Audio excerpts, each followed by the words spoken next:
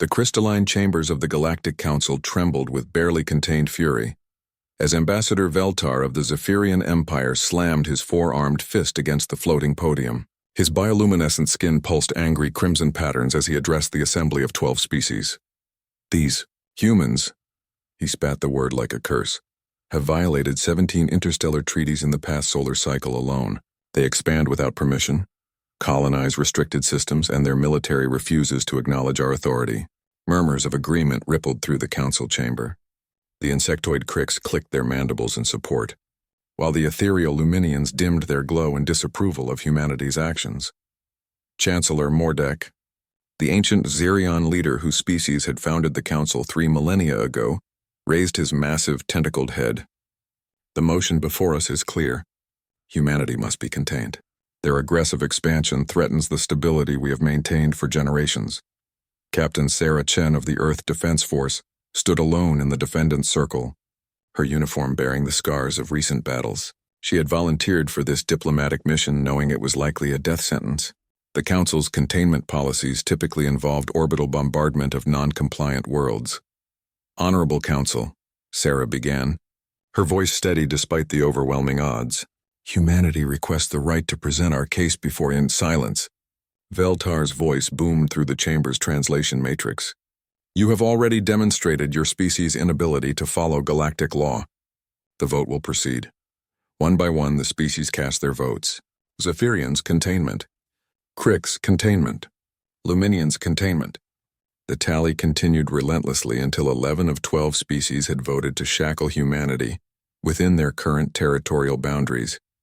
With military enforcement authorized, only the Valdari abstained, their ambassador casting Sarah a look that might have been sympathetic. It was hard to tell with their crystalline features. The motion passes, Chancellor Mordek announced. Humanity will be... Alarm suddenly shrieked through the station. Emergency lights bathed the chamber in harsh red as the Council's chief military advisor, General Thex, burst through the sealed doors. Chancellor, long-range sensors detect massive void fleet movements. They've broken through the outer rim defenses. Estimate 47 worlds already consumed. The chamber erupted in panic. The void fleet, ancient mechanical entities that consumed organic life, had been dormant for over 1,000 years. Every species present had lost worlds to their relentless hunger in ages past. Impossible, Mordek whispered, his skin turning pale gray. The containment barriers failing across 7 sectors, General Thex reported grimly. Their technology has evolved. Our conventional weapons are useless against their new adaptive shielding.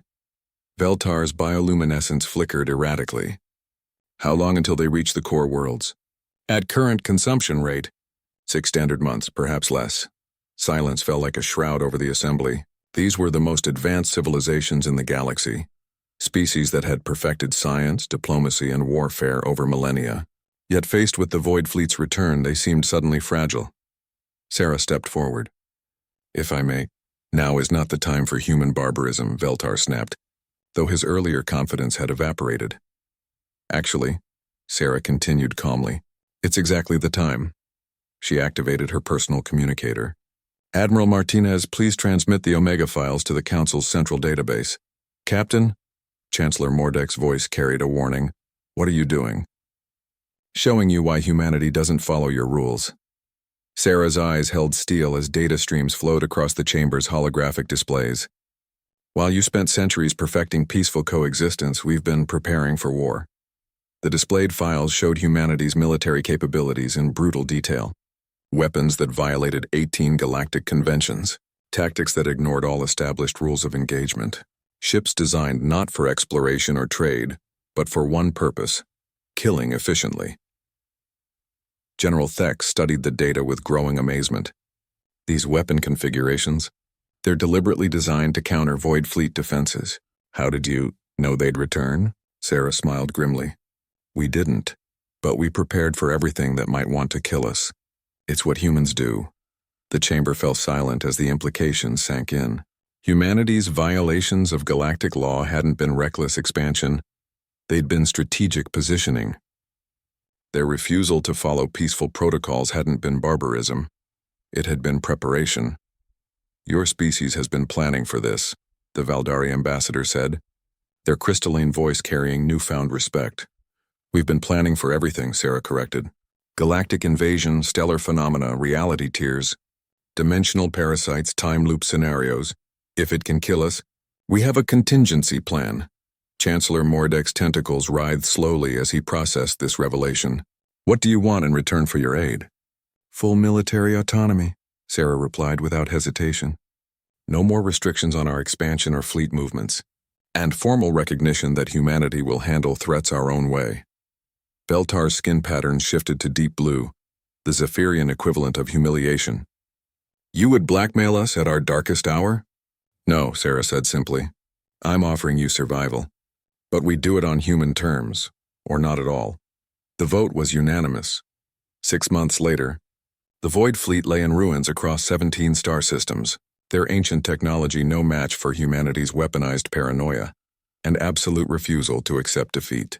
The surviving Void entities fled beyond the galactic rim, their consumption protocols fundamentally disrupted by human tactics they couldn't adapt to or understand. In the rebuilt council chambers, Ambassador Sarah Chen, now holding the newly created position of Strategic Defense Coordinator, reviewed reports from the front lines. Humanity's colonies continued expanding. Their ships moved freely through all territories, and their military operated with complete autonomy. Chancellor Mordek approached her station, moving with the careful respect he now showed all humans. Ambassador, the Frontier Coalition is requesting military advisors for their border conflicts. Sarah nodded absently, already calculating deployment strategies. Send the Third Fleet and Mordek? Yes, Ambassador? Next time you want to shackle humanity, remember this moment. We don't follow your rules because we're not like you. We're the species that plans for the impossible and fights the unwinnable. She looked up from her reports, eyes carrying the cold fire that had become humanity's signature in galactic politics. That's not a bug in our system. It's a feature. Outside the station's viewports, human patrol fleets moved through space with predatory grace, eternal guardians watching for the next threat that would inevitably come.